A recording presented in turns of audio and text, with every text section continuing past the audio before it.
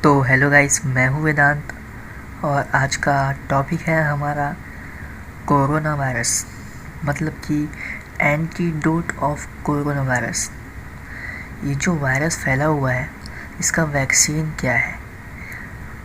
यदि इसका वैक्सीन है तो कैसे बन सकता है और हम कैसे अपने आप को सेफ कर सकते हैं?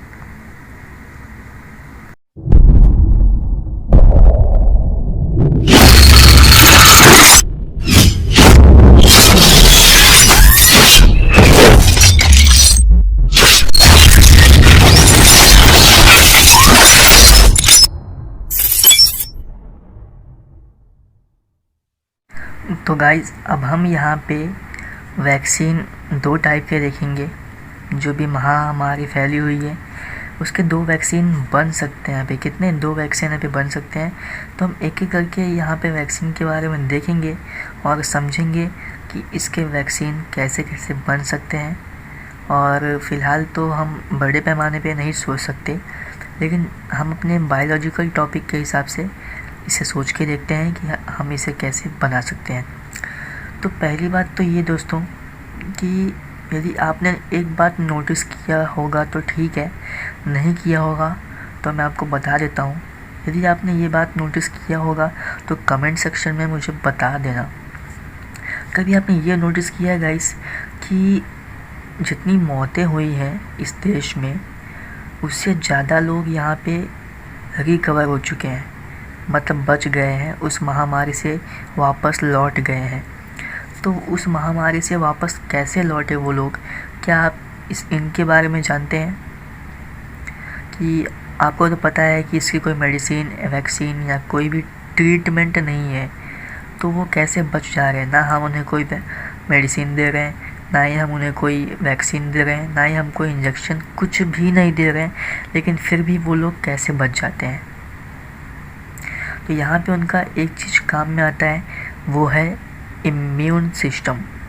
इसी बॉडी में हमारे बहुत सारे सिस्टम होते हैं, लेकिन इम्यून सिस्टम एक ऐसा सिस्टम है जो कि कोई भी बाहर की चीज़ आती है, जैसे कि बैक्टीरिया, वायरस, फंगी या लिपिड्स, कुछ भी चीज़ आती है तो वो पहचान जाता है और अपने बॉडी में जितने भी सेल होते हैं, कोशिका होती हैं, उनको इन्फॉर्म कर देता है कि भाई ये वायरस यहाँ पे आ चुका है, अब हमें से सावधान रहना है।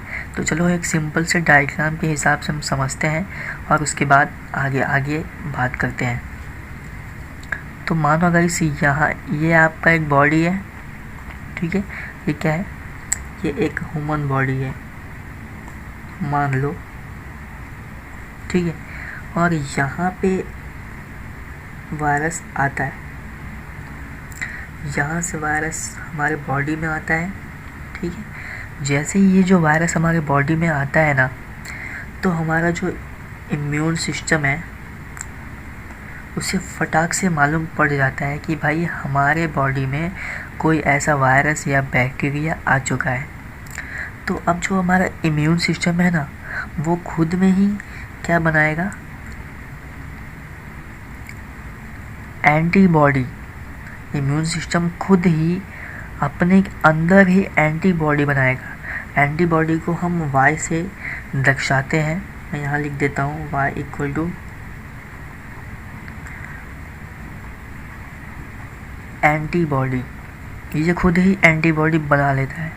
तो यहाँ इम्यून सिस्टम के दो साइड होते हैं। एक तो ये फर्स्ट वाला साइड है, वो एंटीबॉडी बना के वायरस को यहाँ पे ख़त्म करने के लिए आ जाता है। और दूसरा जो इम्यून सिस्टम होता है बैक साइड का, उसे पहले से ही पता होता है कि भाई ये कौन सा बैक्टीरिया है या ये कौन सा वायरस है। वो बहुत समझदार होता है।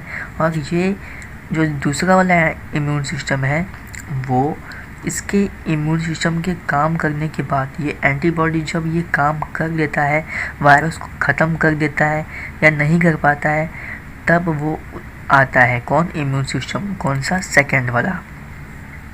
अब बात आती है कि जो ये हमारा इम्यून सिस्टम है, इसके अंदर जो एंटीबॉडी है, वो एक एंटीबॉडी से कितने वायरस को मार सकता है?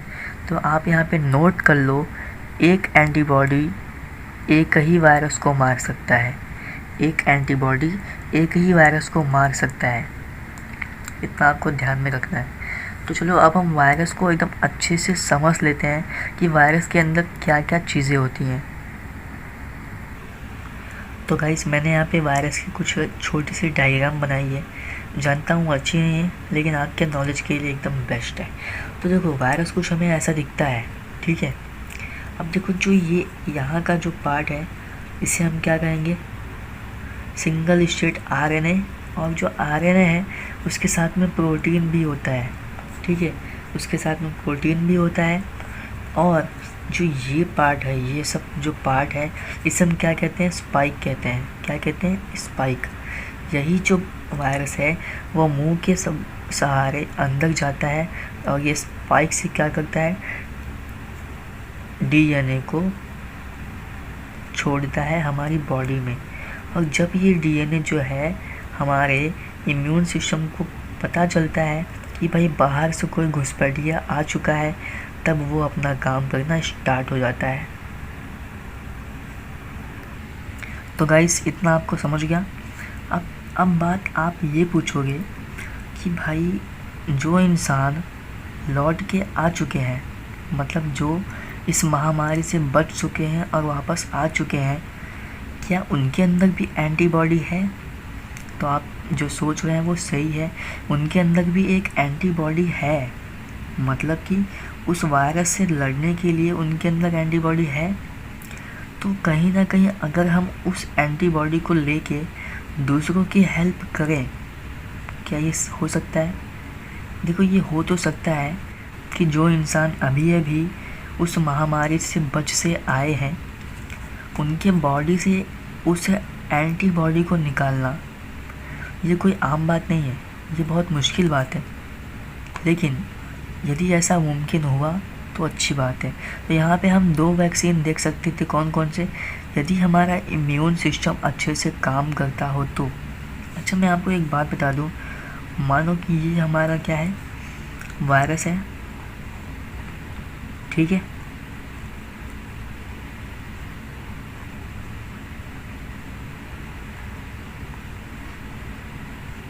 अब दुनिया भर के जो साइंटिस्ट हैं वो इस समय क्या कर रहे हैं, इस वायरस को लेके, इस वायरस का छोटा सा कोई भी पार्ट, या स्पाइक हो या सिंगल स्ट्रैंड आरएनए हो या कोई भी इसका पार्ट हो, वो एक लिविंग बॉडी के अंदर डाल दिया जाता है।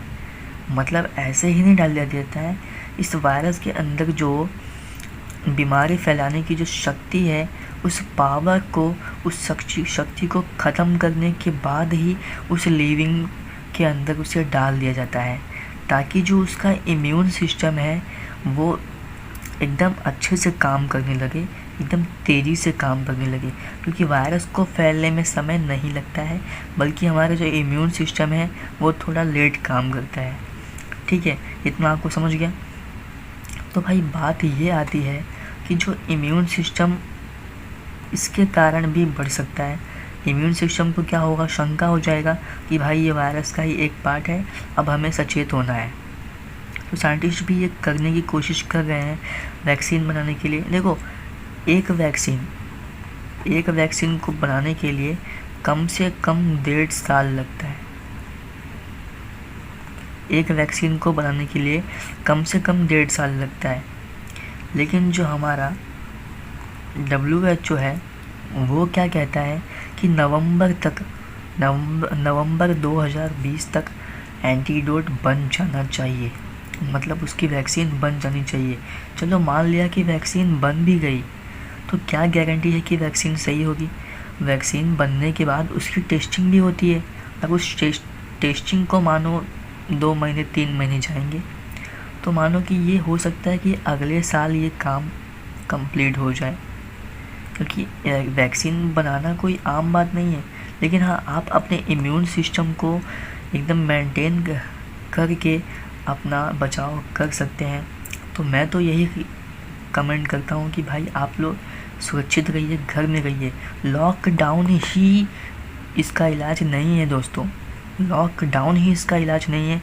आपको अपना इम्यून सिस्टम संभालना होगा और अपने आप को बचाना होगा।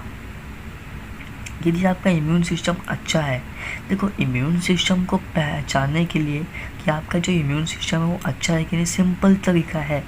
यदि आपको मच्छर जो आपको काटता है तो वहाँ पे ऐसे लाल चीज़ें बनती हैं, तो भाई समझ जाओ कि वहाँ पे आपका जो इम्यून सिस्टम है वो अच्छे से काम करता है।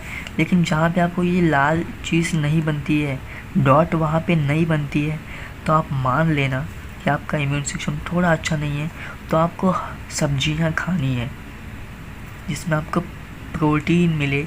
आप चाहो तो सनलाइट ले सकते हो, सनलाइट आप ले सकते हो। सनलाइट जो है वो आपको हेल्प करेगा आपके बॉडी में इम्यून सिस्टम को जगाने के लिए। तो प्लीज़ अपने फैमिली का ध्यान रखिए। यदि ये वीडियो आपकी काम की लगती है तो प्लीज़ इसे अपने दोस्तों में ही क्या, सभी को शेयर कीजिए। ये कोई स्टडी नहीं था, ये एक आपके लिए नोटिस था। मैंने आपको वायरस के बारे में अच्छे से बता दिया है, कैसे आपको क्या करना है। अब आपकी ज़िम्मेदारी बनती है कि आपको क्या करना है। तो थैंक्स फॉर वॉचिंग गाइस। यदि आपको ये वीडियो पसंद आया होगा तो प्लीज़ हमें कमेंट कीजिए कि कैसा लगा, और हमारे चैनल को सब्सक्राइब करना ना भूलें। हमारे चैनल का नाम है स्टडी पुर और मैं हूँ वेदांत। थैंक्स फॉर वॉचिंग गाइस, मिलते हैं अपने नेक्स्ट वीडियो में। तब तक के लिए ख्याल रखिए, स्टे होम, घर पे ही रहिए।